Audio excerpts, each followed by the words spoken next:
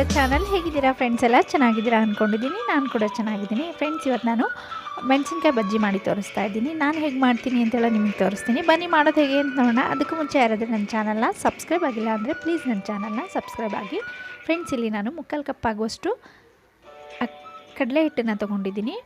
1/4 ಕಪ್ಗಿಂತ ಕಡಿಮೆ ಅಕ್ಕಿ ಹಿಟ್ಟನ್ನು ಹಾಕ್ಕೊಳ್ತಾ ಇದ್ದೀನಿ. ಎರಡೂ ಚೆನ್ನಾಗಿ ಒಂದು ಸಾರಿ ಮಿಕ್ಸ್ ಮಾಡೋಣ. ರುಚಿಗೆ ತಕ್ಕಷ್ಟು ಉಪ್ಪು, ಬೇಕಿಂಗ್ ಸೋಡಾ 1/4 ಸ್ಪೂನ್ ಆಗುವಷ್ಟು,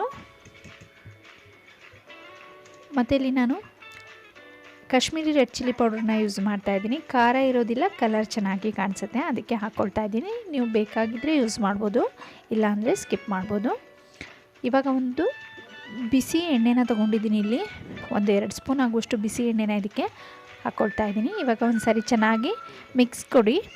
ನಿಮಗೆ ಕಲರ್ ಬೇಕು, ರೆಡ್ ಚಿಲ್ಲಿ ಪೌಡರ್ ಹಾಕೋದಿಲ್ಲ ಅಂತ ಹೇಳಿದರೆ ನೀವು ಬೇಕಾದರೆ ಹಳದಿ 1/4 ಸ್ಪೂನ್ ಆಗುವಷ್ಟು ಸೇರಿಸ್ಕೊಂಡ್ರೆ ಕಲರ್ ಚೆನ್ನಾಗಿರುತ್ತೆ.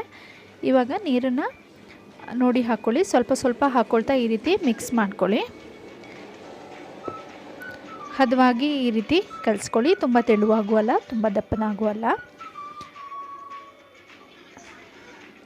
ಈ ರೀತಿ ಸ್ವಲ್ಪ ಸ್ವಲ್ಪ ನೀರು ಹಾಕ್ಕೊಳ್ತಾ ಕಲಿಸ್ಕೊಂಡ್ರೆ ಸಾಕಾಗತ್ತೆ. ಈ ಕನ್ಸಿಸ್ಟೆನ್ಸಿಯಲ್ಲಿದ್ದರೆ ಸರಿ ಇರುತ್ತೆ ಫ್ರೆಂಡ್ಸ್. ಇವಾಗ ರೆಡಿ ಆಗಿದೆ. ಇವಾಗ ಇಲ್ಲಿ ನಾನು ಒಂದು ಮಿಕ್ಸಿ ಜಾರ್ಗೆ 1/4 ಸ್ಪೂನ್ ಆಗುವಷ್ಟು ಅಜ್ವಾಯಿನ ಮತ್ತು ಜೀರಿಗೆ, ಸ್ವಲ್ಪ ಉಪ್ಪು ಇಷ್ಟನ್ನು ಸೇರಿಸ್ಕೊಂಡ್ಬಿಟ್ಟು ಪೌಡರ್ ಮಾಡ್ಕೊಂಡಿದ್ದೀನಿ. ಇವಾಗ ಹುಣಸೆ ಹಣ್ಣಿನ ರಸಕ್ಕೆ ಇದನ್ನು ಹಾಕ್ಕೊಳ್ತಾ ಇದ್ದೀನಿ. ಸ್ವಲ್ಪ ಹುಣಸೆ ಹಣ್ಣನ್ನು ನೆನೆಸ್ಬಿಟ್ಟು ಈ ಥರ ಕಿವುಚಿ ಜ್ಯೂಸ್ ಮಾಡಿ ಇಟ್ಕೊಂಡಿದ್ದೀನಿ. ಇದ್ರ ಜೊತೆ ಮಿಕ್ಸ್ ಮಾಡ್ತಾಯಿದ್ದೀನಿ. ಇವಾಗ ಮೆಣಸಿನ್ಕಾಯಿನ ಮಧ್ಯದಲ್ಲಿ ಕಟ್ ಮಾಡಿಬಿಟ್ಟು ಒಳಗಡೆ ಇರೋ ನೀವು ತಿರುಳನ್ನು ತೆಗಿಬೋದು. ಈ ಥರ ಬೀಜಗಳನ್ನ ಬೇಕಾದರೆ ತಕ್ಕೊಳ್ಬೋದು. ಖಾರ ಅಂತ ಅನಿಸಿದರೆ, ಖಾರ ತಿನ್ನೋದಾದರೆ ತೆಗಿಯೋ ಅವಶ್ಯಕತೆ ಇಲ್ಲ. ಇದಕ್ಕೇ ನೀವು ಹಾಕ್ಕೊಳ್ಬೋದು. ಈ ರೀತಿ ನೋಡಿ, ಈ ರೀತಿ ತುಂಬ ತುಂಬಿಸ್ಕೊಳ್ಬೇಡಿ, ಸ್ವಲ್ಪ ಸ್ವಲ್ಪ ಹಾಗೆ ಈ ಥರ ಒಳಗಡೆ ಅಪ್ಲೈ ಮಾಡ್ಕೊಳ್ಳಿ. ಎಲ್ಲದಕ್ಕೂ ನಾನು ಇದೇ ರೀತಿ ಮಾಡಿಟ್ಕೊಂಡಿದ್ದೀನಿ.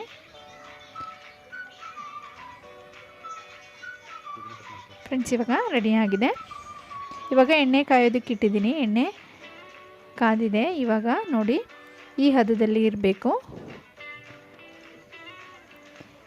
ಇವಾಗ ಮೆಣಸಿನ್ಕಾಯಿ ಬಜ್ಜಿನ ಅದಕ್ಕೆ ಹಾಕ್ತಾಯಿದ್ದೀನಿ. ನೋಡಿ ಯಾವ ರೀತಿಯಾಗಿ ಬಂದಿದೆ ಅಂತ ಫ್ರೆಂಡ್ಸ್. ಚೆನ್ನಾಗಿರುತ್ತೆ, ಒಂದು ಸಾರಿ ಟ್ರೈ ಮಾಡಿ. ಮತ್ತು ಹೇಗೆ ಬಂದಿತ್ತು ಅಂತ ಕಮೆಂಟ್ ಬಾಕ್ಸ್ನಲ್ಲಿ ಕಮೆಂಟ್ ಹಾಕಿ, ಲೈಕ್ ಮಾಡಿ, ಶೇರ್ ಮಾಡಿ.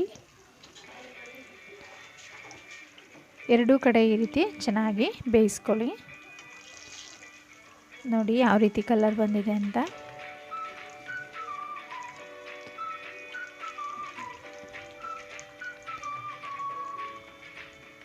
ಎಲ್ಲದನ್ನು ಇದೇ ರೀತಿ ಮಾಡ್ಕೊಳ್ಳಿ.